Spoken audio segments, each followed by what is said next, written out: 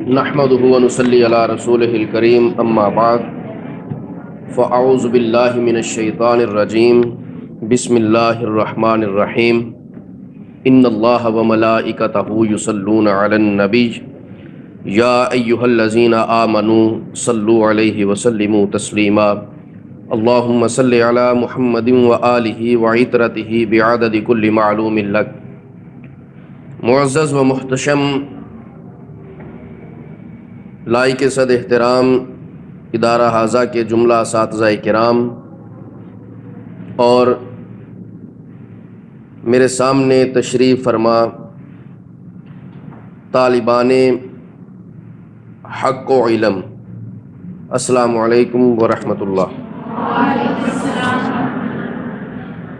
آج جس موضوع پہ مجھے آپ کے سامنے گفتگو کا موقع فراہم کیا گیا ہے تو وہ بہت وسیع، لیکن میں امام الانبیاء صلی اللہ علیہ وآلہ وسلم کے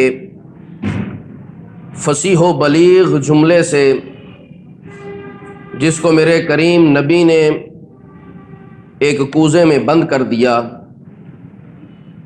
اس سے شروع کرتا ہوں کہ حضور اکرم صلی اللہ علیہ وآلہ وسلم نے ارشاد فرمایا من الایمان، حیا جو ہے یہ ایمان کا حصہ ہے۔ اس سینے کے اندر ایمان جو ہے وہ قرار پکڑ سکتا ہے جس سینے کے اندر حیا ہوگا۔ اگر اور آسان کیا جائے اس حدیث کے ترجمے کو تو وہ اس طرح بات کر لی جائے تو میرا خیال ہے کہ حق بجانب ہوگی کہ جس دل کے اندر حیا نہیں، سمجھ لیں اس سینے میں ایمان بھی نہیں۔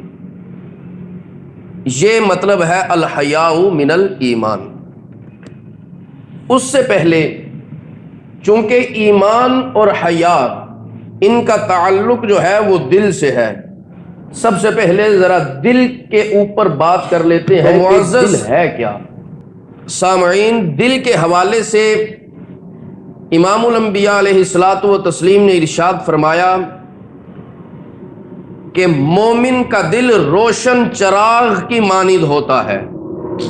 مومن کا دل روشن چراغ کی مانند، اور کافر اور منافق کا دل جو ہے یہ سیاہی کے علاوہ اور کچھ نہیں ہوتا، خود بھی سیاہ جو اس کے ساتھ لگ جائے اس کو بھی سیاہ کر دیتا ہے، اور مومن کا دل خود بھی نور ہوتا ہے اور دوسروں کو بھی منور کرتا ہے۔ امام غزالی علیہ رحمہ آپ فرماتے ہیں کہ طالب علم کے لیے سب سے پہلے جو ضروری بات ہے وہ یہ کہ برے اخلاق اور بری صفات سے اپنے دل کو بچائے۔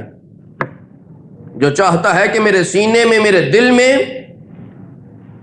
علم کا نور جو ہے وہ بس جائے، میرا دل منور ہو جائے علم کے نور سے، سب سے پہلے اس طالب علم کو کیا چاہیے؟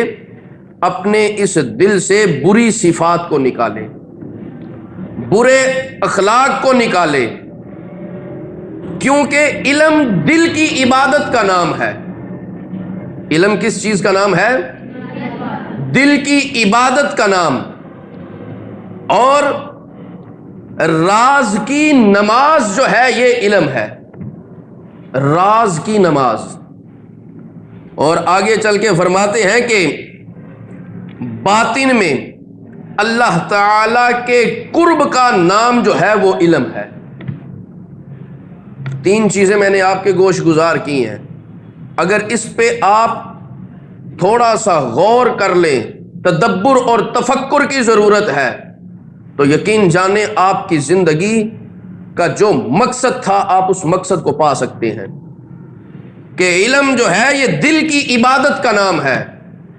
ہم ظاہری عبادت کرتے ہیں نا، اس کے لیے کیا کچھ کرتے ہیں؟ جسم پاک ہو، جائے نماز پاک ہو اور کپڑے بھی پاک ہوں، پھر ہی عبادت کریں گے، نہیں تو نہیں کر سکتے نا۔ اگر کوئی ایک جسم ناپاک ہے یا کپڑے ناپاک ہیں یا جگہ ناپاک ہے تو ہم وہاں پہ نماز پڑھ سکتے ہیں اس حالت میں؟ نہیں پڑھ سکتے، تو ہمیں شریعت نے کیا بتایا کہ جب ظاہری عبادت کرنی ہے تب بدن بھی پاک ہو، آپ لوگوں کا جسم اور کپڑے بھی پاک ہو، اور جس جگہ عبادت کرنی ہے وہ جگہ بھی پاک ہو، پھر وہ عبادت کی جائے گی۔ تو یہ ہے ظاہری عبادت، اور علم کیا ہے؟ باطنی عبادت۔ اب اس باطن کی عبادت کے لیے بھی دل کو پاک کرنا پڑے گا، پھر ہی جا کے قبول ہوگی نا، نہیں تو ہو ہی نہیں سکے گی۔ اب دل کن چیزوں سے پاک کیا جائے؟ امام غزالی آگے چل کے فرماتے ہیں، بڑی پیاری بات کی انہوں نے، کہتے ہیں کہ اے طالبان حق یاد رکھو، میرے مصطفیٰ کی حدیث ہے کہ جس گھر میں کتا ہو اس گھر کے اندر کبھی بھی رحمت کے فرشتے نازل نہیں ہوتے۔ آپ نے بھی سنا ہوگا، نازل نہیں ہوتے اس گھر میں فرشتے جہاں پہ کتا ہو۔ کہا کہ یہ دل جو ہے جائے نزول ملائکہ ہے، یہاں پہ اللہ کی رحمت کے فرشتے جو ہیں وہ نازل ہوتے ہیں اس دل پہ جب بندہ علم حاصل کرتا ہے۔ وہ فرشتے جن کو اللہ نے علم سینے میں انڈیلنے کے لیے مقرر کیا ہوا ہے، وہ فرشتے کیسے اس دل کے اندر داخل ہو سکتے ہیں جس دل کے اندر شہوت، جس دل کے اندر کینہ، بغض، حسد، جھوٹ اور پتہ نہیں اس طرح کے کتنے گندے خیالات کے کتے بندے ہوں، وہاں پہ کبھی بھی رحمت کے فرشتے داخل ہی نہیں ہو سکتے۔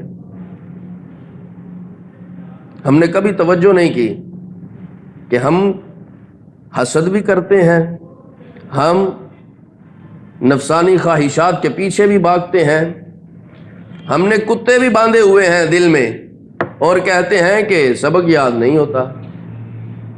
کیسے یاد ہو؟ جب ہم ان کتوں کو نکالیں گے نہیں تو رحمت کے فرشتے کیسے نازل ہو سکتے ہیں؟ ہو سکتے ہیں؟ قطعاً نہیں ہو سکتے۔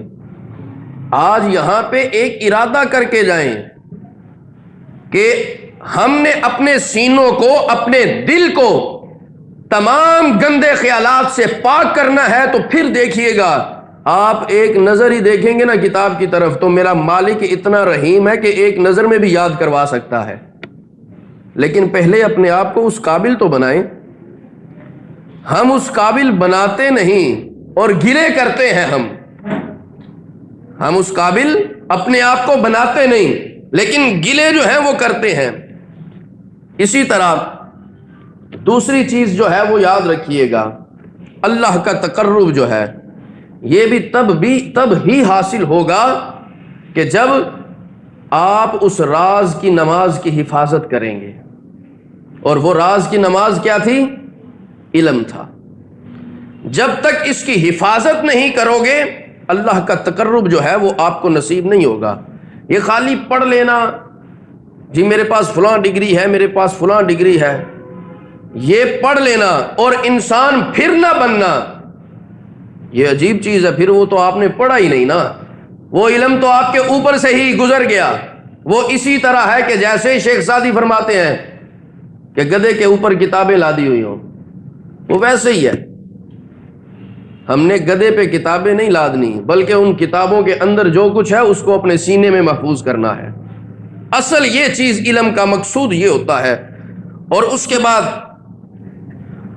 فرماتے ہیں کہ جو طالبان سب سے بڑی بات کہتے ہیں کہ جس سے علم حاصل کرو اس کا ادب کرو۔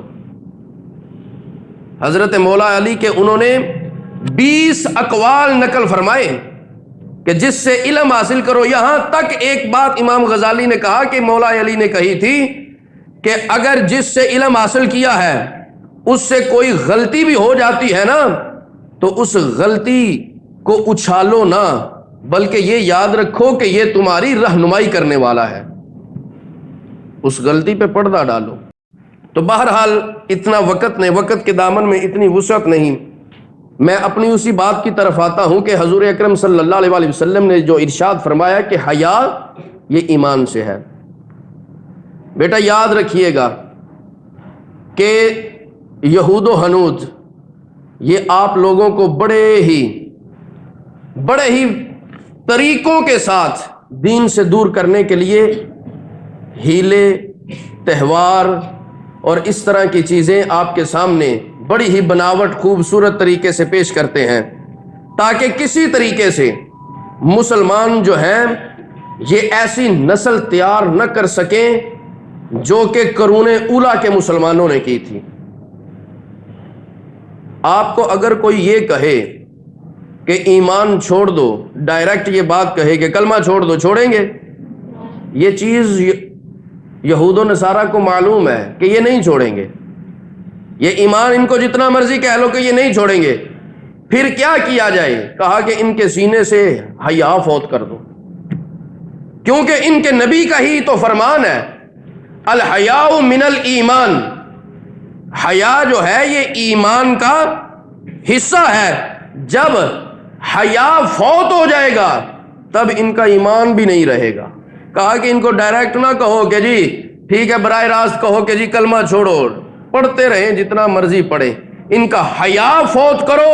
جب حیا فوت ہو جائے گا تو پھر خود بخود ان کا ایمان جو ہے پہلے کمزور ہوگا، اور کمزور ہوتا ہوتا ہوتا ہوتا یہاں تک آج بات آ پہنچی ہے کہ ہم اگر کسی کو کہتے ہیں نا کہ پردہ کیا کرو، ہمارا دین یہ بات کہتا ہے، تو کہتے ہیں پردہ آنکھ کا ہوتا ہے، آپ اپنی آنکھیں نیچی کریں۔ پردہ آنکھ کا ہوتا ہے۔ میں یہ پوچھتا ہوں کہ مجھے یہ بتائیں کہ آپ کو زیادہ دین کا پتہ ہے یا اس نبی پاک علیہ الصلوۃ والتسلیم کی اہلیہ حضرت سیدہ صدیق باپ کی صدیقہ بیٹی سیدہ فاطمہ، سیدہ عائشہ الصدیقہ رضی اللہ تعالی عنہا کو پتہ ہے کہ جن کے حجرے کے اندر بھی وحی نازل ہوا کرتی تھی؟